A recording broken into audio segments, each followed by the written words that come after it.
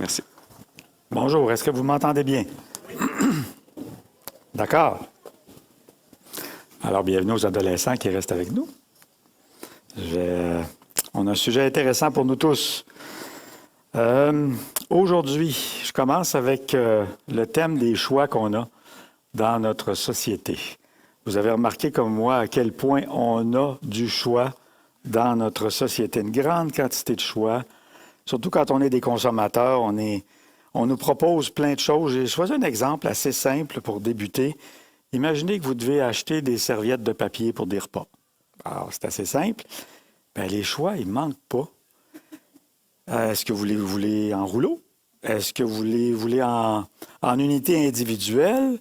Vous les voulez de quelle couleur? Unis ou texturés? Apparemment, les texturés absorbent plus de liquide quand il y a des dégâts. Est-ce que vous voulez un imprimé dessus? Ah oui, quelle sorte d'imprimé?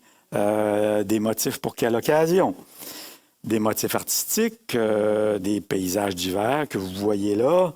Ah, ben si c'est des paysages d'hiver, ça pourrait être utile pour les repas, les réceptions des fêtes.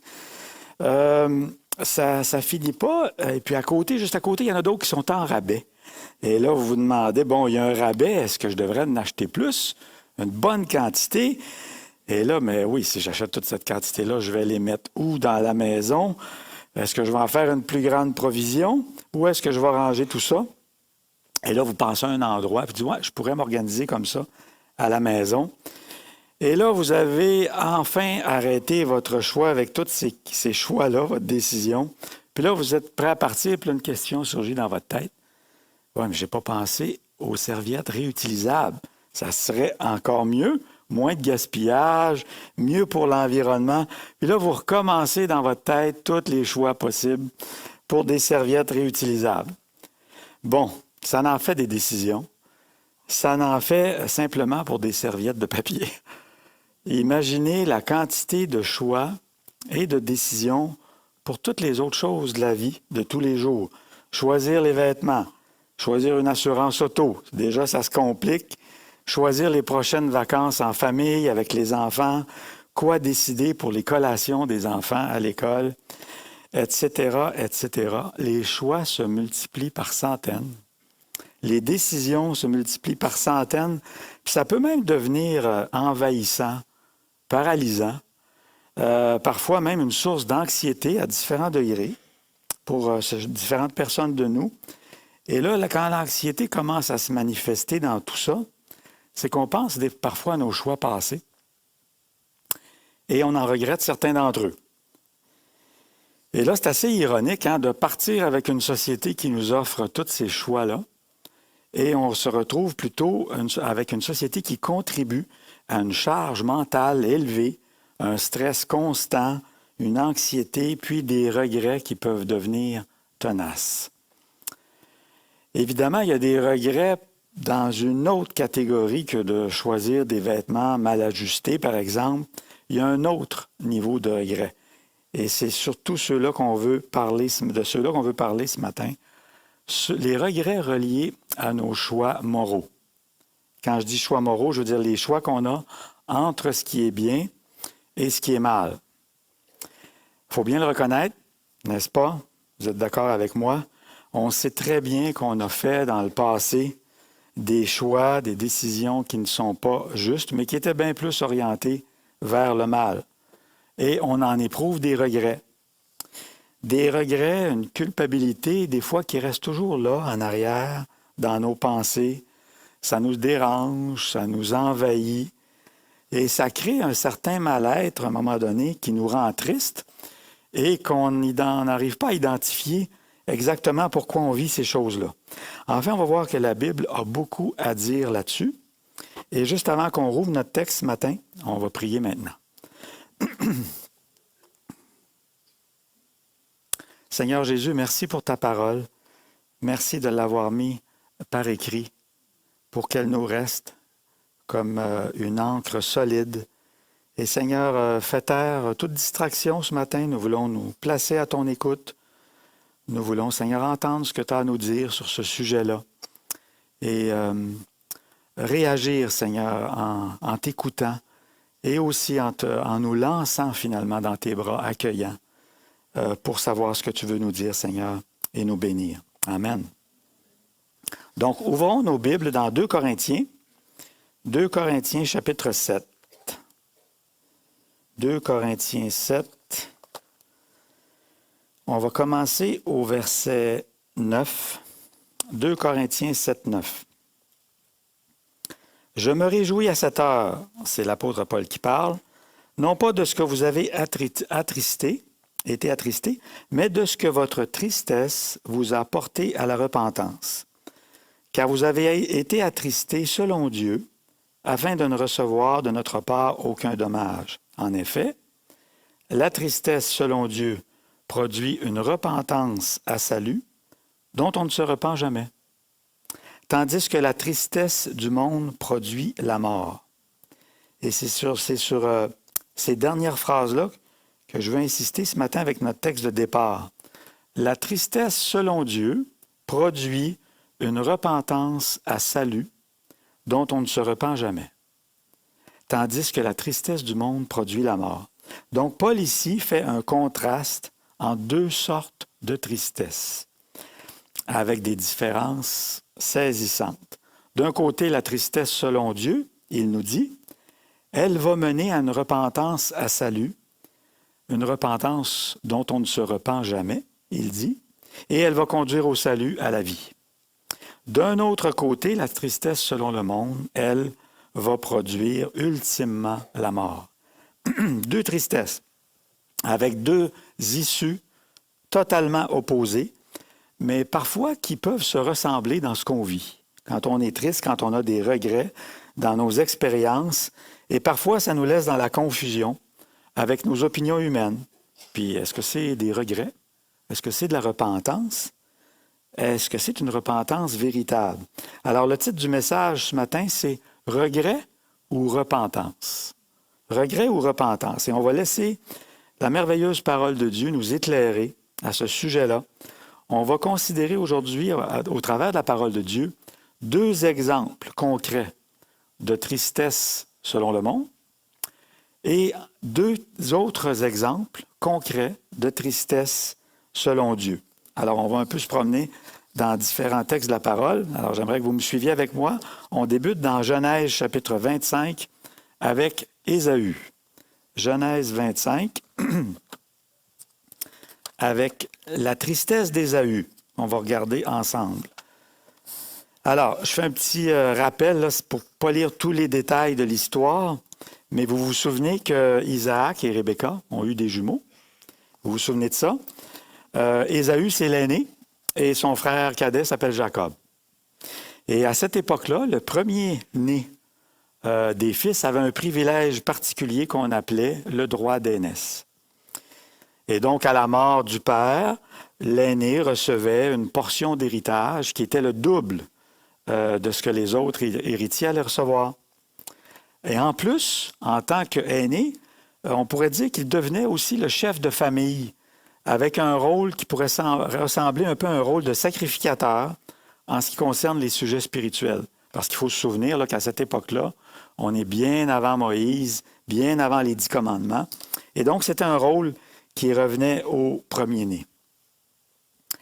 Et là, en particulier, on arrive dans notre histoire. Isaac, lui, c'est le premier-né d'Abraham. Alors, si vous vous souvenez bien, Abraham avait reçu des promesses merveilleuses de la part de Dieu que Dieu avait faites à Abraham. Je les résume ici, là, on n'a pas le temps de tout tourner, mais je vous donne la référence. Genèse 12, 3, voici ce que Dieu dit à Abraham. « Je ferai de toi une grande nation, je te bénirai, je rendrai ton nom grand, et tu seras une source de bénédiction. » Et ces promesses-là que Dieu a faites à Abraham, Dieu les transmet ensuite à Isaac, à son tour. Et ça, on lit ça dans Genèse 26, 3 et 4, je vous donne la référence. « Je serai avec toi et je te bénirai, car je donnerai toutes ces contrées à toi et à ta postérité, et je tiendrai le serment que j'ai fait à Abraham, ton père. Je multiplierai ta postérité comme les étoiles du ciel. Je donnerai à ta postérité toutes ces contrées, et toutes les nations de la terre seront bénies en ta postérité.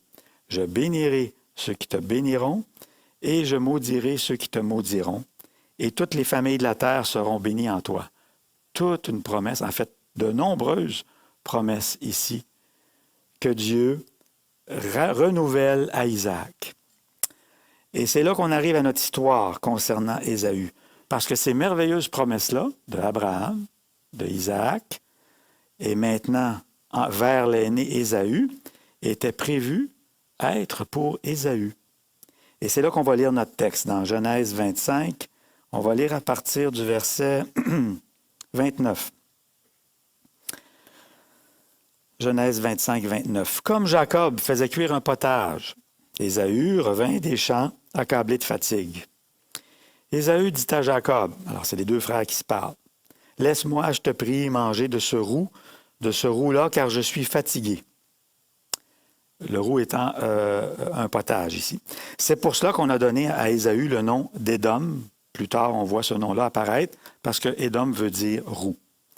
Alors Jacob dit, « Vends-moi aujourd'hui ton droit d'aînesse. » Ésaü répondit, « Voici, je m'en vais mourir. À quoi me sert ce droit d'aînesse? » Et Jacob dit, « Jure-le-moi d'abord. » Et il le lui jura. Et il vendit son droit d'aînesse à Jacob. Alors Jacob donna à Ésaü du pain et du potage de lentilles. Ésaü mangea et but, puis se leva et s'en alla.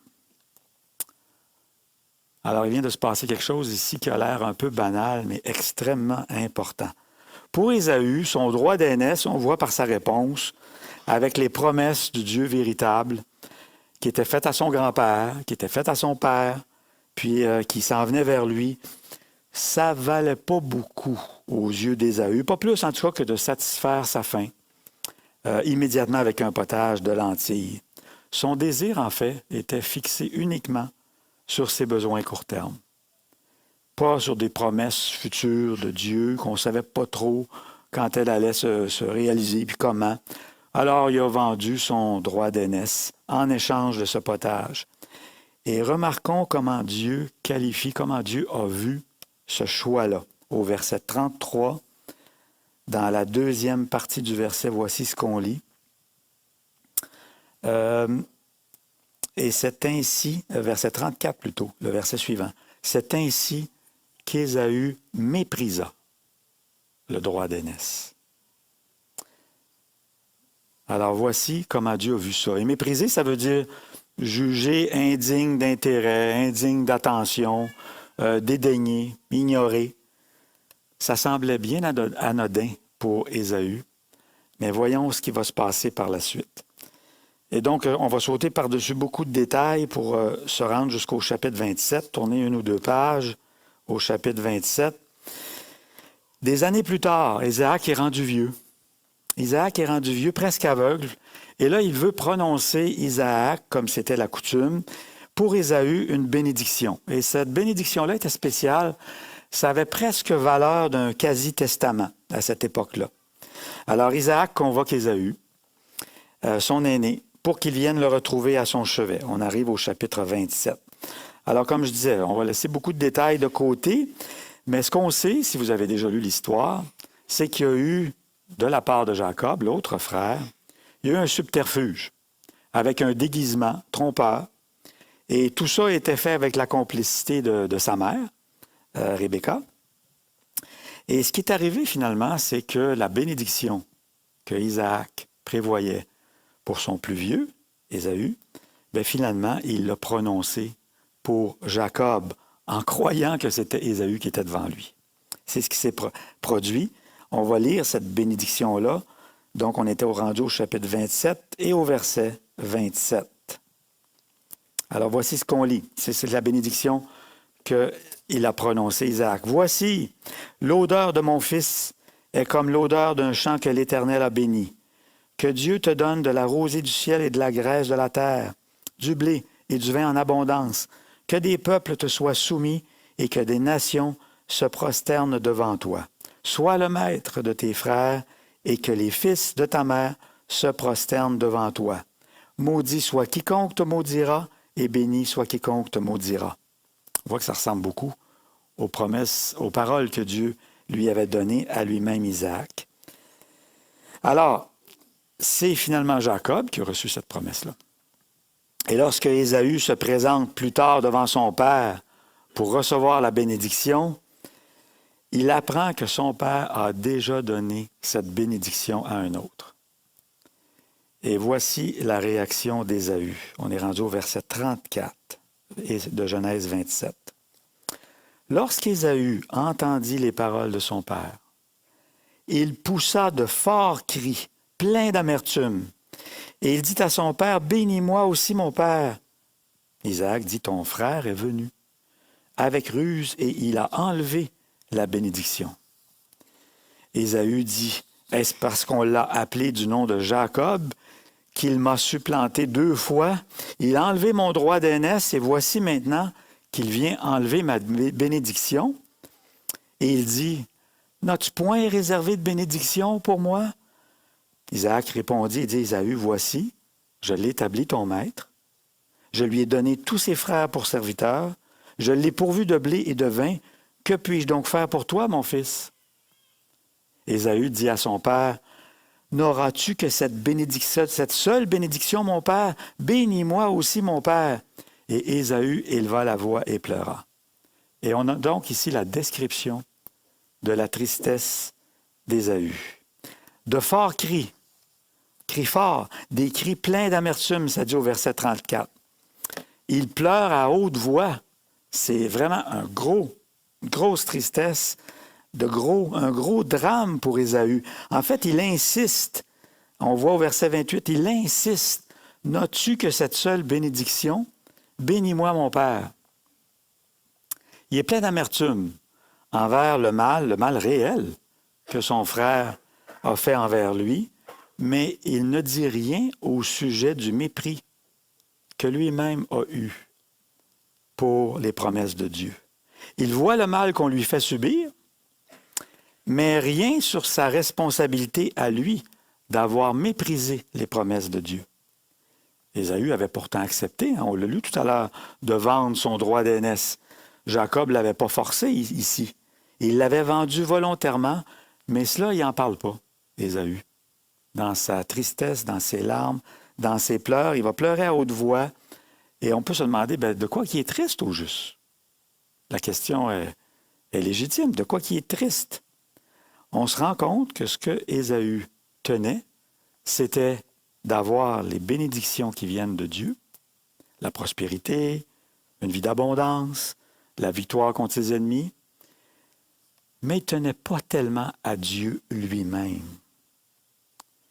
Et on le dit, tout ceci, ça n'excuse pas le mensonge, la tromperie, la ruse de son frère Jacob envers Ésaü. Et d'ailleurs, Dieu va s'en occuper. Soyons sans crainte. Dieu va permettre des épreuves plus tard dans la vie de Jacob pendant des années. Et Jacob va rencontrer un autre parent, encore plus menteur, encore plus rusé que lui. Ça, ce n'est pas un problème pour Dieu. Mais ce qu'on voit ici, c'est que le récit montre bien que les injustices et les blessures que l'on subit nous-mêmes ne sont pas, aux yeux de Dieu, une excuse pour éviter de se repentir de soi-même de ses propres péchés. Je répète, les injustices, les blessures que l'on subit soi-même ne sont pas, aux yeux de Dieu, une excuse pour éviter de se repentir soi-même de ses propres péchés. C'est ce qu'on voit dans cette histoire-là d'Ésaü. Alors, on voit clairement que cette tristesse-là d'Ésaü, c'est une tristesse selon le monde.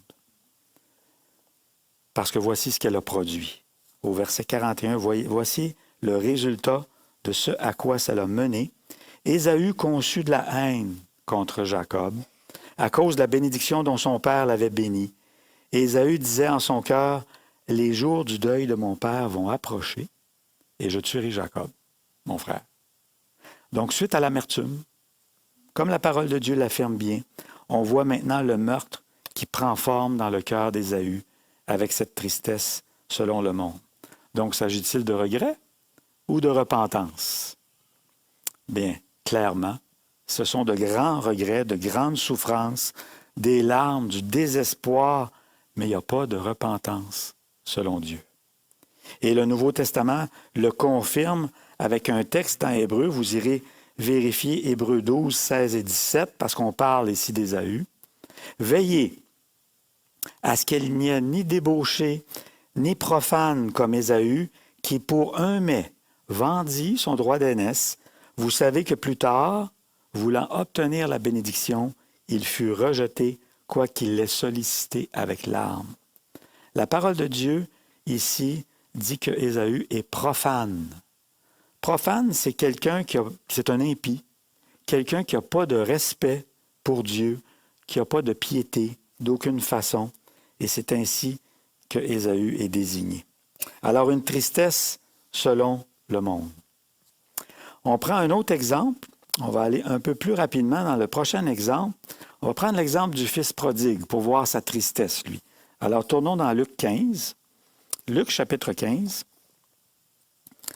On va commencer au verset 14. Je vais juste rappeler le début de l'histoire pour qu'on aille tout de suite à la description de la tristesse. Au début de l'histoire, vous vous rappelez, on a cette parabole-là que Jésus raconte avec un homme qui a 2 fils. Le plus jeune lui demande de recevoir tout de suite sa part d'héritage. Le père accepte, lui donne sa part d'héritage. Le fils part pour un pays éloigné. Il vit dans la débauche. Et ensuite, on arrive à notre récit au verset 14.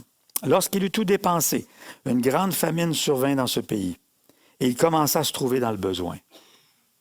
Il alla se mettre au service d'un des habitants du pays, qui l'envoya dans ses champs garder les pourceaux.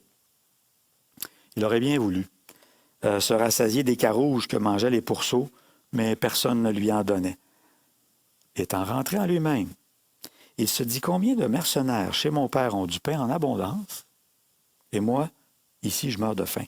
Je me lèverai, j'irai vers mon père et je lui dirai, mon père, j'ai péché contre le ciel et contre toi. Je ne suis plus digne d'être appelé ton fils.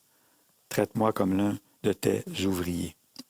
Alors voilà ce qui s'est passé dans la vie de cet homme-là avec la tristesse qu'il a vécue à ce moment-là. On voit une succession de circonstances, de souffrances qu'il laisse dans un état dépourvu et dans de grands besoins. Il a tout dépensé pour sa vie de débauche. Il y a une famine qui se produit dans le pays. Il est obligé d'accepter un travail qui est dégradant pour un juif, c'est-à-dire d'être en contact avec des animaux impurs. Et puis en plus, les animaux mangent mieux que lui. Quelle bénédiction que cette famine-là. Ça fait drôle de dire ça, mais ça a été une bénédiction, cette famine-là. Pourquoi? Parce que c'est au travers de cette famine-là qu'il a fait une prise de conscience remarquable. On ne reprendra pas tous les textes, mais on voit qu'il reconnaît son péché contre Dieu et contre son Père. Il reconnaît avoir perdu sa dignité de fils. Il reconnaît en être responsable. Il ne tente pas de se justifier d'aucune façon, de faire valoir quelques droits. Il fait seulement appel à la pitié de son Père parce qu'il le connaît. Il connaît son cœur bon. Et ce qui est aussi remarquable, c'est que ce n'est pas juste des belles intentions. Avez-vous remarqué à quel point il passe à l'action? Il aurait eu amplement le temps, en route, le trajet était long, de se dire, ben là, j'exagère un peu, là, je vais laisser faire. Non. Il est allé au bout de ses intentions, il est passé à l'action et est arrivé avec humilité devant son Père. Et il n'a pas proposé avec orgueil, dans ce que vous vous souvenez, dans une autre parabole, il y avait un serviteur méchant qui avait prétendu, lui, « Seigneur, aie patience envers moi, puis je vais tout te rembourser, je vais tout te payer. » Non, il n'a pas dit ça. Il reconnaissait bien que ce qu'il méritait, ça ne pouvait pas se rembourser. Il n'y avait aucune prétention à cet effet-là. Et quelle a été la conclusion? Eh bien, sa démarche a mené au fait qu'il a reçu le pardon de son Père. Son Père lui a accordé sa grâce. Et il est entré dans les réjouissances avec son Père. Alors, est-ce qu'il s'agit de regret ou de repentance? Ici, clairement, c'est un exemple de repentance véritable. Et Jésus le confirme dans Luc 15, au verset 10. Vous irez voir parce que Jésus mentionne la joie de la repentance ici. Il dit, il y a de la joie, devant les anges de Dieu pour un seul pécheur qui se repent.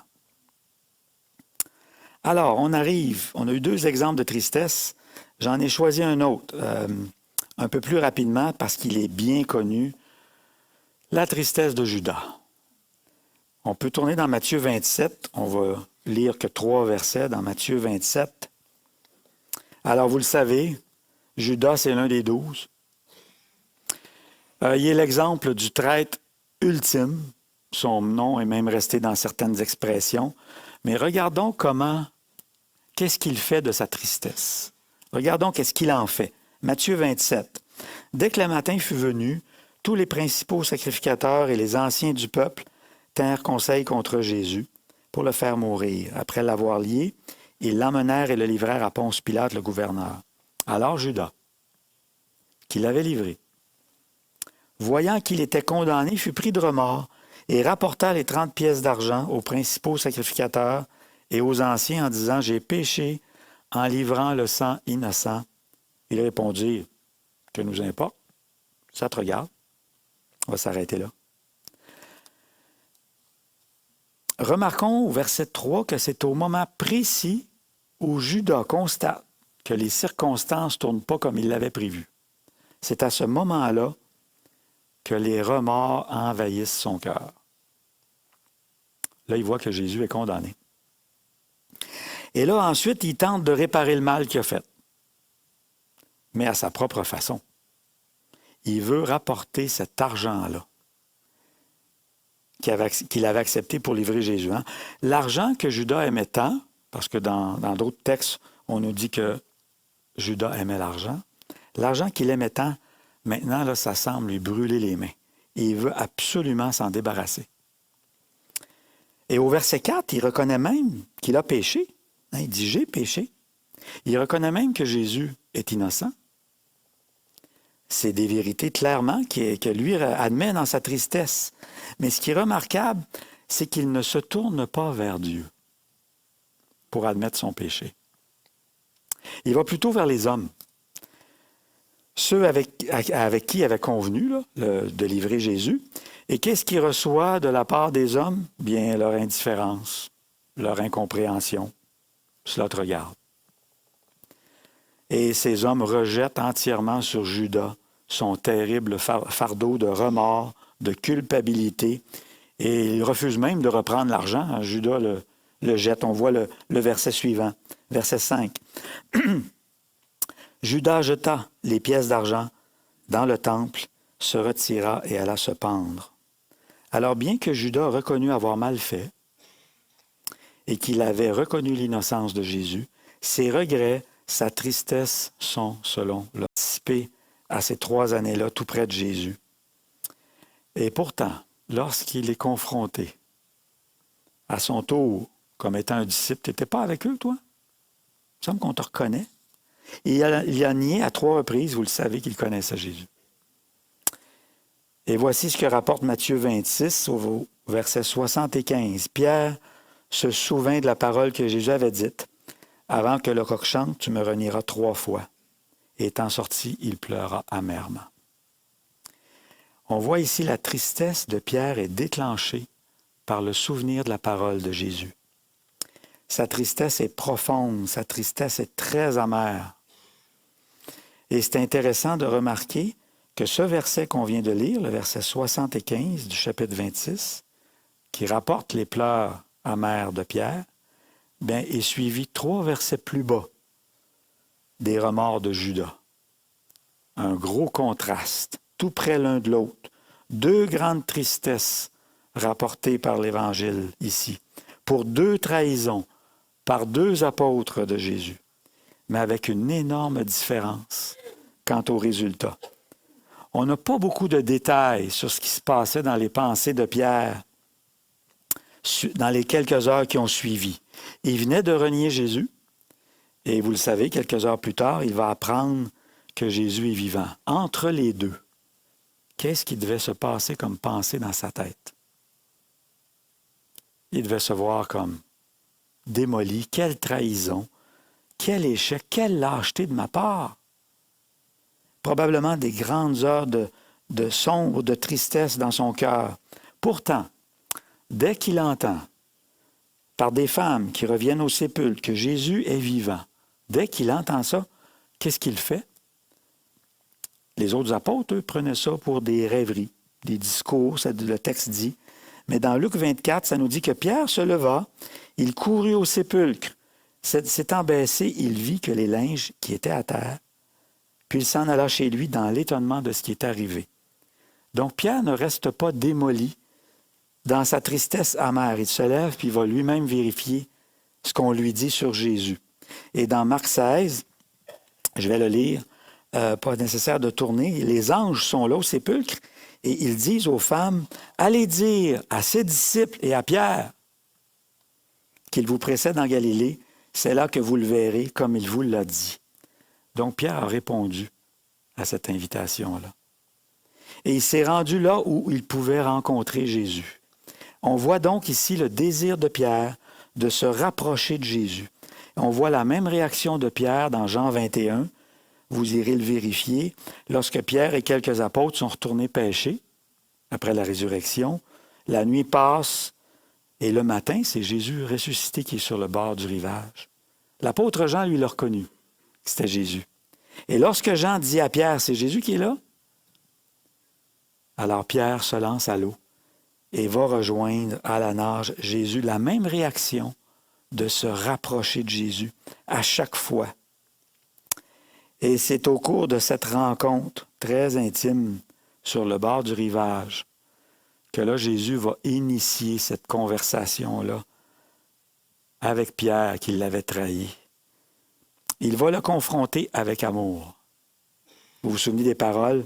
Je vais résumer. Mais ce qu'on voit, de la part de Pierre, c'est qu'il répond avec humilité maintenant. Avec humilité. Il a rejeté toutes ses prétentions d'avant. Il a tout mis ça de côté. Et là, Jésus va lui confier la mission de prendre soin de ses brebis.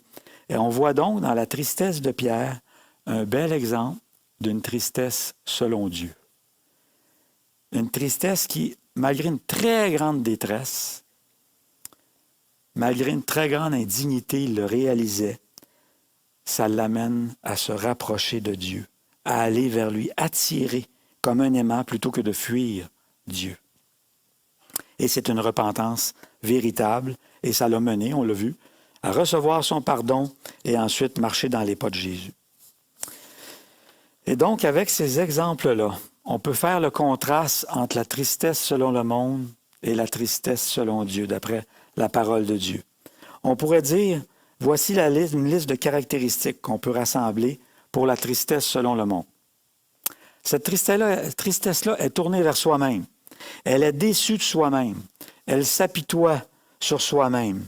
Elle peut parfois admettre avoir péché, mais en réalité, elle refuse le pardon de Dieu parce qu'elle n'arrive pas à se pardonner soi-même. On entend cette expression-là. Cette tristesse-là, au fond, elle est triste davantage d'avoir été surprise à faire le mal.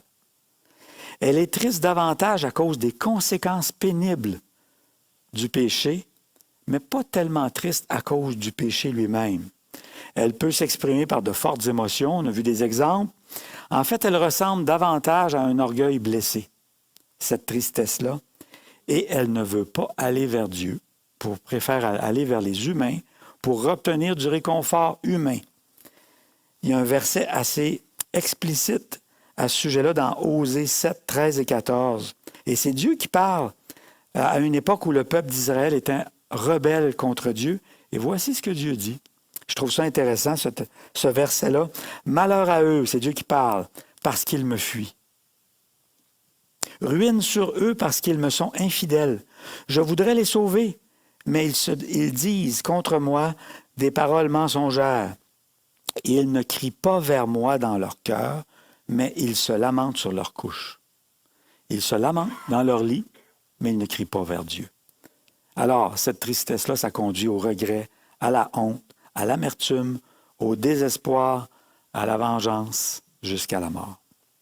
En contraste, la tristesse, selon Dieu maintenant, elle est tournée vers Dieu. Elle est consciente de son incapacité à se changer soi-même et elle pousse à croire Dieu, à recevoir son pardon. Elle s'approprie les vérités de la parole de Dieu. Plutôt que les fuir, elle les prend pour elle. Et remarquez bien, cette tristesse selon Dieu-là, ce n'est pas un acte de pénitence méritoire. Pour certains d'entre nous, de la façon qu'on a été élevés, on pense qu'il faut faire pénitence. Ce n'est pas la tristesse selon Dieu, ça. Ce n'est pas non plus une compensation qu'on décide soi-même pour essayer d'obtenir le pardon, puis de contribuer à une partie du pardon. Non, ça c'est selon le monde. La tristesse selon Dieu n'est pas comme ça. Et elle pousse à prendre de bonnes actions vers Dieu et elle mène vers la repentance, vers la vie qui vient de Dieu. Alors, on a parlé plusieurs fois de repentance. Qu'est-ce que c'est la repentance si on devait le définir le plus court possible pour s'en souvenir? La repentance, c'est un changement radical de pensée. Ça commence là. Un changement radical de pensée qui conduit à se détourner du péché pour se tourner vers Dieu. C'est ça la repentance, un demi-tour qui va aligner notre pensée sur celle de Dieu. Et donc, dans la parole de Dieu, la repentance et la foi sont indissociables. On les voit toujours ensemble dans la vérité de la parole de Dieu. Je vous cite Actes 20, 20 et 21. Lorsque Paul dresse son bilan de ministère à Éphèse, il dit « Je vous ai enseigné publiquement et dans les maisons, annonçant aux Juifs et aux Grecs la repentance envers Dieu et la foi en notre Seigneur Jésus-Christ. » Les deux ensemble. Et bon, je vais sauter beaucoup de versets, mais retenons simplement que la repentance et la foi, c'est deux facettes d'un même acte que Dieu accomplit. Deux facettes, on ne peut pas les séparer. Jésus a ordonné de se repentir. Vous vous souvenez? Dans différents endroits, Jésus dit, si vous ne vous repentez pas, vous périrez tous également.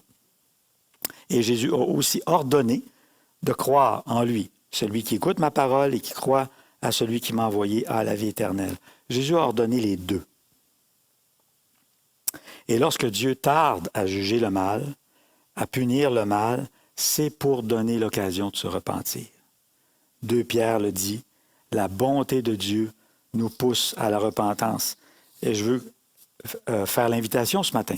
Si tu n'as pas encore dans ta propre vie, tu ne t'es pas encore repenti, tu n'as pas encore placé ta foi en Jésus, tu peux le faire ce matin même. C'est merveilleux. Tu peux le faire ce matin même, plutôt que de fuir. Et non seulement lors de la conversion, au début de la vie chrétienne, la repentance et la foi sont liées, mais tout au long de la vie chrétienne.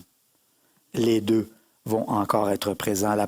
L'apôtre Paul dit, si je vis maintenant dans la chair, je vis dans la foi au Fils de Dieu. Donc la foi continue tout le long de la vie chrétienne et de la même façon, la repentance sera nécessaire lorsque l'enfant de Dieu pêche et va en faire partie.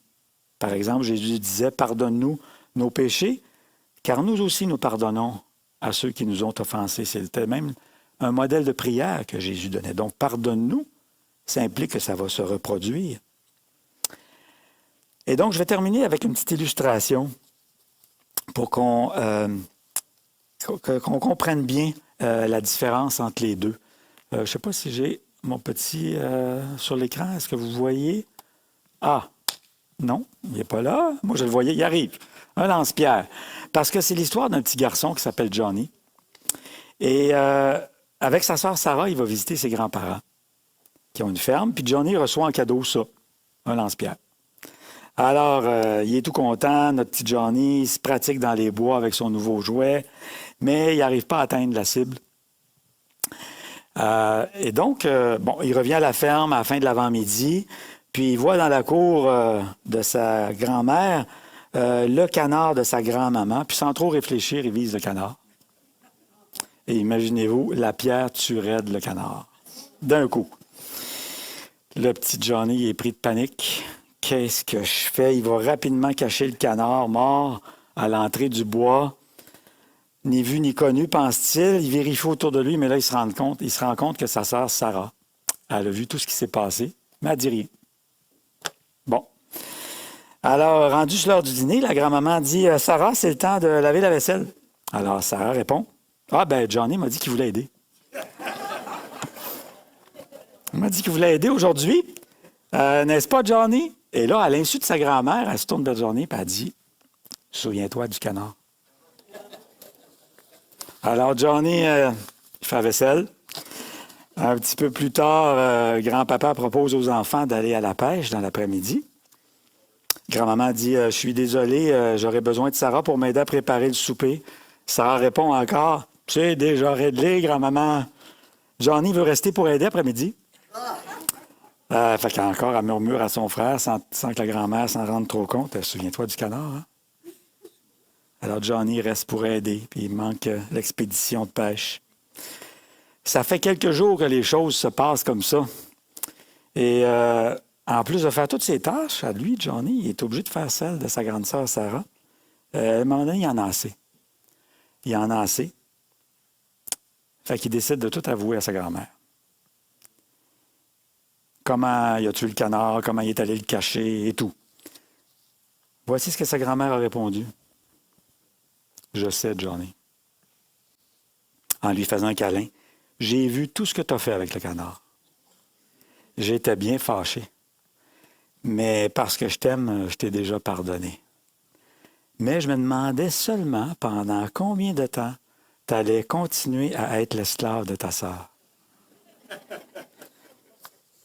Elle est sage, cette grand-mère-là. Hein? Pendant combien de temps allais-tu continuer à être l'esclave de ta sœur?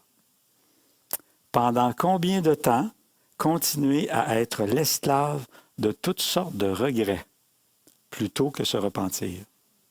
C'est ce que la parole de Dieu nous demande. Hein?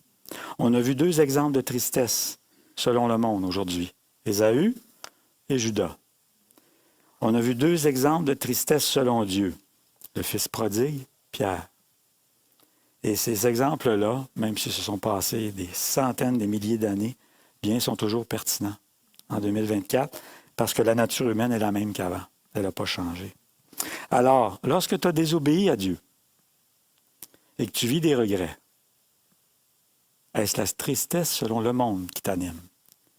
Est-ce des regrets qui te gardent loin de Dieu en espèce de pénitence? Des regrets qui te gardent esclave, comme dans l'histoire? Dans un état misérable, ou plutôt, est-ce la repentance qui te pousse à te lancer dans les bras de Dieu avec humilité? Alors n'hésitons pas à choisir la repentance qui mène à la vie. De nombreuses promesses dans la parole de Dieu, et je termine avec Psaume 32.